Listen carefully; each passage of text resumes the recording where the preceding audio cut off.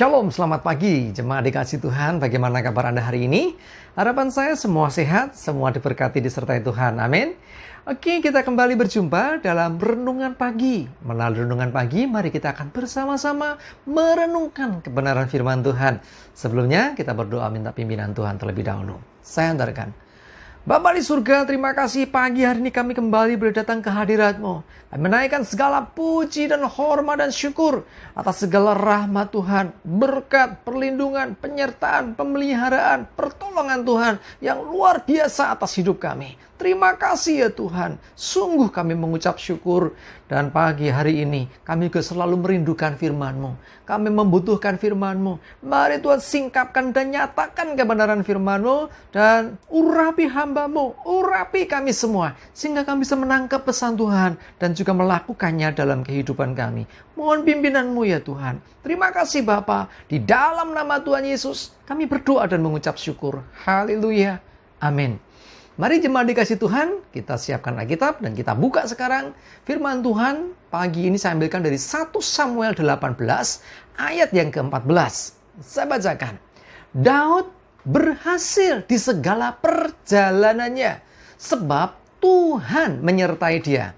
Luar biasa. Siapa tidak kenal Daud? Ya, Daud ini orang biasa yang dipakai Tuhan luar biasa. Orang biasa yang menjadi luar biasa karena Tuhan menyertai dia. Kenapa biasa? Pada waktu Samuel ya datang ke rumah orang tuanya, ke rumah Isai waktu itu, ya semua saudara Daud berkumpul ya karena ada nabi Tuhan yang datang. Tetapi Daud tidak dilibatkan di situ. Daud masih mengembalakan kambing domba. Tetapi ternyata yang dipilih Tuhan untuk diurapi menjadi raja Israel, ya waktu itu sebetulnya sudah ada yaitu namanya Saul, tetapi Tuhan sudah tidak berkenan lagi. Tuhan mau cari penggantinya. Nah, bukan saudara-saudaranya yang punya badan tegap, tinggi besar, tapi justru Daud yang orang biasa, wajahnya kemerah-merahan. Ini dipilih Tuhan, sungguh luar biasa. Ya, jadi kelanjutannya apa? Dia luar biasa, dia bisa dalam pengurapan Tuhan, dalam penyertaan Tuhan. Goliat yang badannya jauh lebih tinggi, lebih besar dari dia, dikalahkannya. Bahkan kisah selanjutnya kita tahu bahwa akhirnya Daud ini setiap kali diperintahkan oleh Saul untuk berperang selalu berkemenangan.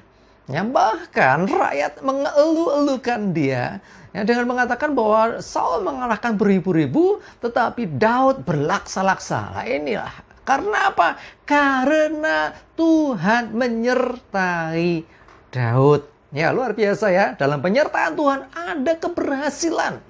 Ya, coba lihat juga Kejadian 39 ayat 2 yang A saja ya saya bacakan. Tetapi Tuhan menyertai Yusuf sehingga ia menjadi seorang yang selalu berhasil dalam pekerjaannya. Perhatikan, Tuhan menyertai Yusuf. Di dalam penyertaan Tuhan dikatakan ia menjadi seorang yang selalu itu artinya terus-menerus, ya, selalu berhasil dalam pekerjaannya. Ya, kisahnya Yusuf ini orang yang tertolak oleh saudara-saudaranya, dibuang ke dalam sumur, dijual jadi budak. Dan singkat cerita, sampai dia jadi istilahnya pegawai atau budaknya Potifar. Di sana pun Tuhan menyertai, sehingga apa yang dikerjakan berhasil. Nanti kisah selanjutnya sampai di penjara, tetap disertai Tuhan. Dan pada akhirnya, kita tahu Yusuf jadi penguasa di Mesir. Ya, luar biasa. Karena apa? Disertai Tuhan. Orang yang disertai Tuhan, dia dilindungi Tuhan. Orang yang disertai Tuhan, dia dituntun Tuhan. Orang yang disertai Tuhan, apapun yang dia kerjakan, diberkati sehingga berhasil. Perjalanannya selalu berhasil. Hidupnya penuh keberhasilan. Karena iblis tidak bisa menjamahnya. Sebab dalam penyertaan Tuhan juga ada perlindungan. Coba lihat dalam Ayub 1 ayat yang ke-10. Saya bacakan. Bukankah engkau yang membuat pagar sekeliling dia dan rumahnya, serta segala yang dimilikinya? Apa yang dikerjakannya telah kau berkati, dan apa yang dimilikinya makin bertambah di negeri itu. Ini iblis berkata kepada Tuhan waktu itu ketika Tuhan bertanya, adakah seperti hambaku, orang yang seperti hambaku ini si Ayub, ya orangnya saleh dan sebagainya, ya. Iblisnya langsung komentar, bukankah engkau yang membuat pagar sekeliling dia? Nah, artinya apa? Orang yang disertai Tuhan, orang yang saleh hidupnya, orang yang benar hidupnya di mata Tuhan dan disertai Tuhan, maka ada pagar perlindungan di sekeliling rumahnya dan segala yang dimilikinya, harta bendanya, apa yang dikerjakannya diberkati, dikatakan kau berkati, dan apa yang dimilikinya makin bertambah. Kenapa bisa? Karena ada Tuhan yang menyertai, ada Tuhan yang memberkati, ada Tuhan yang melindungi. Saudaraku dikasih Tuhan, tentu kita mau demikian, hidup disertai Tuhan, bukan? Bagaimana supaya hidup kita disertai Tuhan? Itu pertanyaannya. Hidup saleh, hidup menurut firman Tuhan, taati firman Tuhan.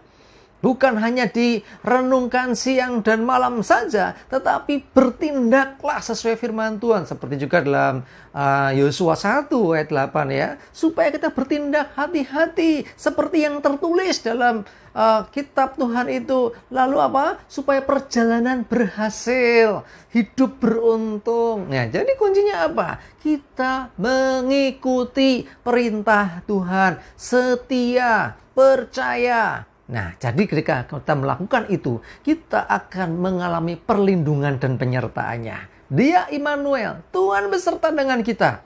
Ya, kalau kita mau mendekat dengan Tuhan, mau terus mengikuti perintahnya, mau terus melakukan firman-Nya, maka ada penyertaan Tuhan, ada perlindungan Tuhan, dan ada berkat Tuhan, sehingga hidup kita akan berhasil, perjalanan kita akan berhasil, segala usaha kita akan berhasil. Jadi keberhasilan kita sesungguhnya karena penyertaan dan berkatnya, bukan gagah kuat kita, bukan.